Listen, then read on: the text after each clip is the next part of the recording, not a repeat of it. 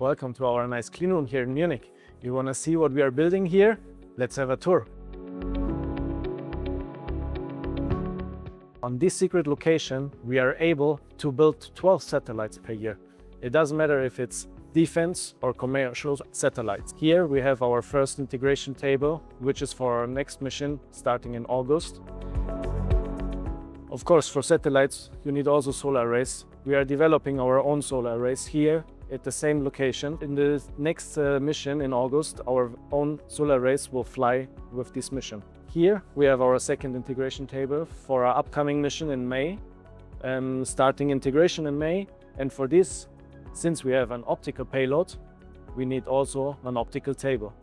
Here we prepare the optical bench, align the optical payloads, and integrate it later into the satellite.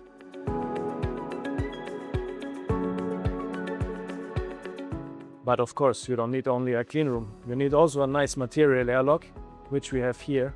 From here, we are bringing inside our structure, hardware, clean it, have the incoming inspection, also ultrasonic bath for small parts if needed.